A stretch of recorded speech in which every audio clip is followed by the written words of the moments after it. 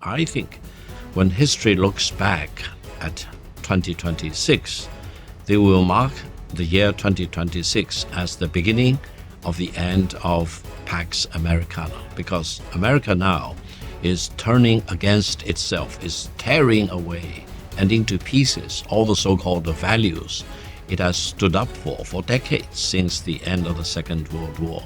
So I think there will be a point of no return.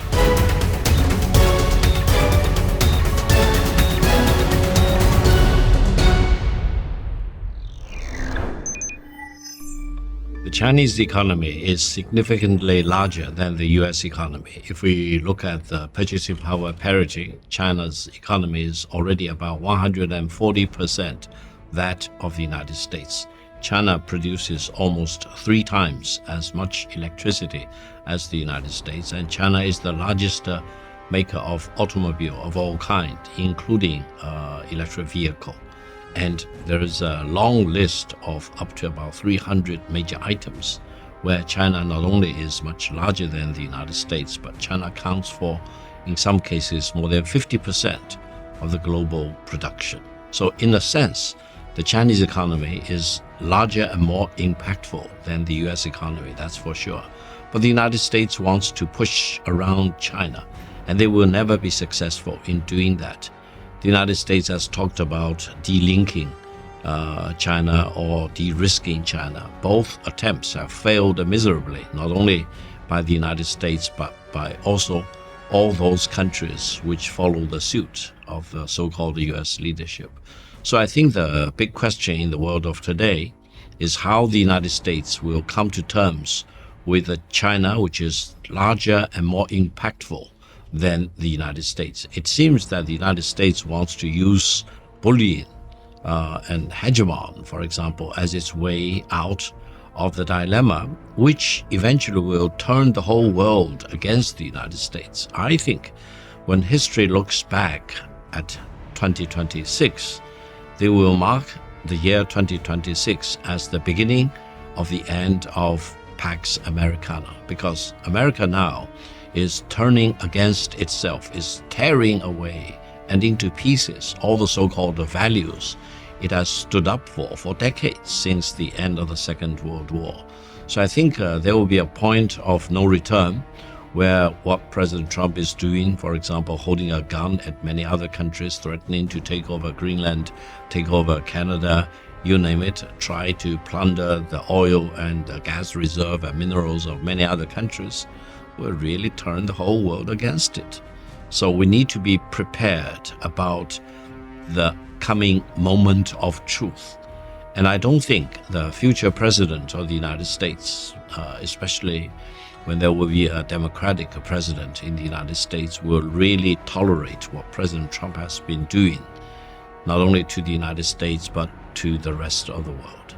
As we speak now, the United States is on the verge of launching a very mighty strike against Iran.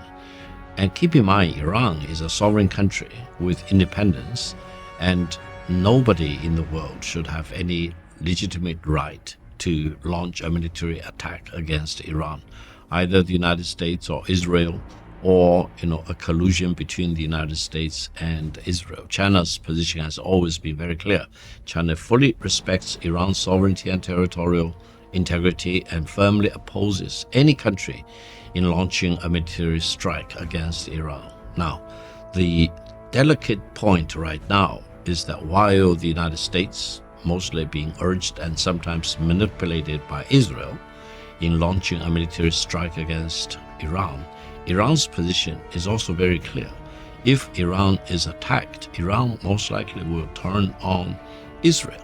And the last confrontation between Israel and Iran has revealed a very dangerous vulnerability in the so-called Iron Dome that the Israelis have been taking pride of for many decades. It seems that the Iron Dome is not invulnerable, it is highly penetrable, and if Iran really concentrates of all its firepower against Israel after being attacked by the United States, I think the pressure on Israel will be tremendous, and this probably will cause Israelis and the Americans to second thought as to what exactly they want to do.